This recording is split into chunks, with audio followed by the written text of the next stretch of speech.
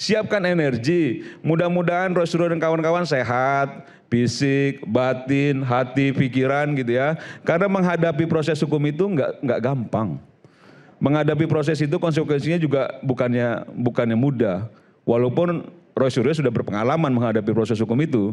Dan mudah-mudahan tidak lagi keluar-keluar nanti dari Polda Metro pakai kursi roda atau penyangga leher gitu ya. Mudah-mudahan dengan gagah berani lah menghadapi daripada proses hukum. Sudah inkrah saya kan nggak pernah motong lari. Tadi kan saya nggak pernah motong ya. Nanti saya potong. Nah itu ya. Silakan, Bung Semar, Bang Ade, Anda mau tanggapan? Iya, terima kasih Bung Aiman.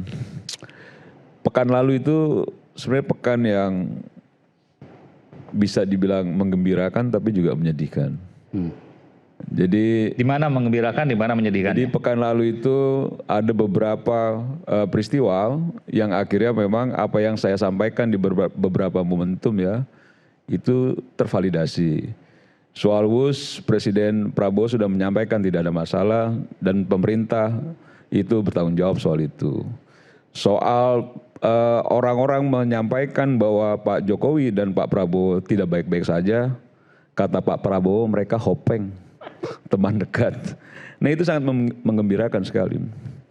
Tapi ketika masuk di akhir pekan, di hari Jumat, Kapolda Metro Jaya memimpin langsung gelar perkara dan langsung diumumkan Roy Suryo dan kawan-kawan itu menjadi tersangka. Ini menyedihkan dan sangat disayangkan. Saya pribadi sangat prihatin karena menurut saya harusnya tidak perlu itu terjadi, tapi bahwa proses hukum itu memang tidak bisa dipungkiri akan berjalan seperti itu, ya harus dihadapi juga. Tapi sebentar, kalau tidak perlu ya tarik dong laporannya. Bukan, tidak perlu terjadi karena sudah diwanti-wanti Roy Suryo CS untuk berhenti. Untuk diberi peluang untuk tidak melakukan upaya-upaya yang terus terjerumus dalam lubang yang jauh lebih dalam. Kan sudah diingatkan.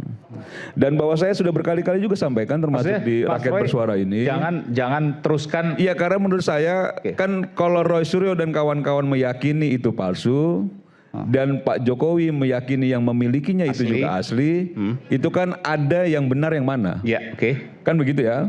Nah ketika memang sudah diwanti-wanti bahwa apa yang ditudingkan, dicemarkan kemana-mana, itu tidak benar menurut Pak Jokowi dan langsung dilaporkan pada titik tertentu, itu pasti berimplikasi pada tindak pidana. Nah karena itu terus dilakukan, ya proses itu pada titik ini. Dan saya sudah sampaikan kemarin tidak perlu dipaksa-paksa oleh adik dan kawan-kawan. Karena memang ini sudah pada titik ujungnya. Jadi kalau Roy Suryo sampaikan nggak mungkin jadi tersangka, SP3 saja, buktinya sekarang tersangka. Terus kalau tersangka, sekarang justifikasinya, wah ini karena saya kemarin baru pulang dari Sydney, nggak ada hubungannya. Karena proses itu sudah sangat panjang, 117 orang diperiksa dan lain sebagainya. Yang menurut saya, perdebatan kita yang tadi disampaikan soal ini ada indikator yang memang cenderung itu diyakini kuat palsu, sudah tidak penting lagi dalam forum-forum yang bukan dalam proses peradilan nanti. Jadi saran saya memang energinya jauh lebih disimpan baik-baik untuk dituangkan nanti dalam proses peradilan. Dan kalaupun memang tidak di awal statementnya Roy Suryo kan menghormati penetapan tersangka ya dihormati, dijalani dengan baik. Kalau memang merasa memang ini ada kejanggalan, ada prapit gitu ya. Itu yang menurut saya supaya kita juga menjadi dicerdaskan ya, bukan lagi soal-soal debatable yang sudah tidak ada ujung pangkalnya karena memang sudah masuk pada ranah proses peradilan ke depan ketika memang 8 orang ini disangka sudah dijadikan tersangka. Nah, saya menggunakan apa yang kemudian disampaikan oleh Pak Mahfud, mungkin tidak disiapkan, tapi saya mendengarkan bahwa yang berhak untuk menyatakan palsu atau asli adalah hakim. Artinya ketika ada penetapan tersangka maka ada kejanggalan. Betul. Saya mau tanyakan itu pada Anda. Iya betul kan, makanya menurut saya bukan Roy Suryo juga yang menyatakan bahwa itu palsu 100, 900, 200, 2 juta, 4 juta, 5 juta. Bukan Roy Suryo. Tapi hakim. Makanya maksud saya perdebatan ketika Roy Suryo meyakini bahwa itu palsu, terus kami meyakini bahwa itu asli, kan nggak juga akhirnya menentukan apapun itu. Kalau kita percaya hakim, ya tuangkan di peradilan, hakim nanti memutuskan, kan begitu loh. Bukan lagi membangun narasi-narasi yang akhirnya debat kusir kita, kan gitu ya. Jadi keyakinan-keyakinan dibangun boleh saja. Orang yakin dengan keyakinan apa yang dibangun selama ini juga tidak ada yang mengganggu juga, kan gitu ya.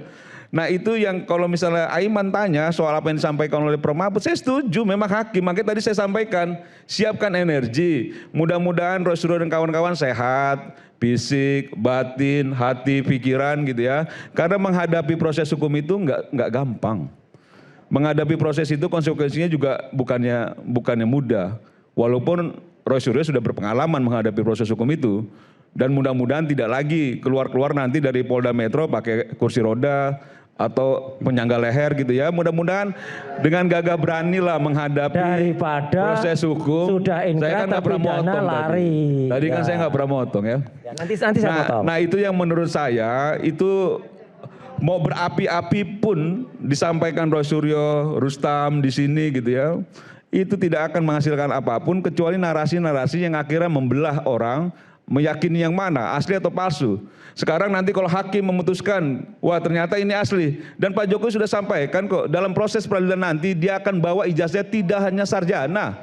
Dari SD sampai S1-nya akan dia bawa. Dia akan minta juga hakim untuk dihukum serendah-rendahnya Roy Suryo dan kawan-kawan gitu. Tapi ini bagian dari pelajaran. Nah itu yang disampaikan. Nah makanya maksud saya, akhirnya apa yang kita sampaikan tidak dipercaya, apa yang Roy Suryo CS sampaikan saya tidak percaya juga kan begitu. Dan ini bukan hal yang wajar bahwa ada proses perdebatan di tengah proses hukum yang ada. Dan ini bukan yang pertama kali, Bung Semar. Ya Ada kan kemarin itu Jessica Mirna misalnya yang selalu dibahas. Ya. Ada kasus-kasus, banyak sekali kasus korupsi yang juga harus dibahas. Kasus Tom Lembong, kasus Hasto, dan ribuan kasus lainnya yang kemudian menjadi pembahasan di media. Ya. Dan itu adalah hal yang wajar untuk mengawal bagaimana proses hukum ini berjalan dengan baik. Saya setuju konteks pengawalan dalam proses peradilannya iya. Ya. Kan begini ya, kita sudah memasuki tahapan berikutnya nih Aiman. Bahwa kemarin kita berdebat soal membangun wacana asli palsu, sekarang sudah dijadikan tersangka 8 orang.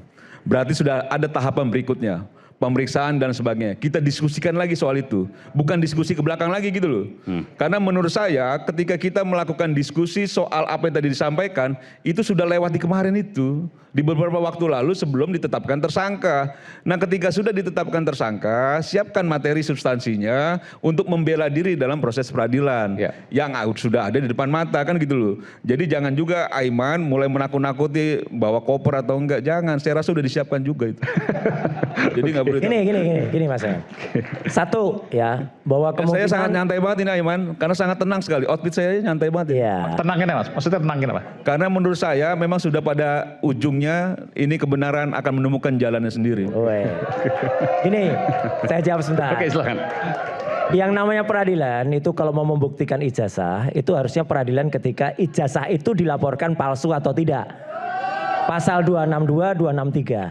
Dan itu dengan sangat curang dihentikan. Persidangan besok, itu yang dilaporkan adalah fitnah dan pencemaran nama baik. Tidak akan membuktikan dipakai ijazahnya. Jadi kalau ada orang yang mau bohong, ya dia memang sudah terbiasa bohong. Gitu loh. Besok pun pasti akan ditanya, Pak sudah bawa ijazahnya atau belum? Sudah, tapi belum. Karena nggak akan, ini gawangnya digeser. Jadi makanya benar statement Prof. Mahfud, benar statement Pak Jenderal Susno Duaji, benar statement Pak Ugroseno. Harusnya dibuktikan dulu ijazahnya. Di PT UN atau di peradilan yang lain, benar atau enggak, dibuktikan temuan Pak Bonatua Silalahi. Nah itu nanti kalau pas giliran bicara, temuan-temuan beliau pada saat di sidang, dan mungkin nanti Ustadz Kosinudin akan bisa lebih jelas. Saya itu mengingatkan Roy Suryo supaya tidak terlalu saya nggak motong loh ya. Dirinya paling suci. Anda motong ini. Dirinya paling kamu benar. Katanya mau, tadi kan kamu katanya nggak motong. Kan? Oh, sudah berhenti kan? Ini nggak konsisten. Aiman minta saya ngomong apa ini? Ya. Karena dirinya merasa suci.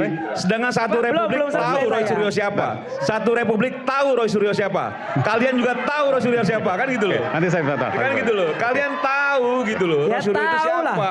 Rustam juga tahu Roy Suryo siapa, kan begitu loh.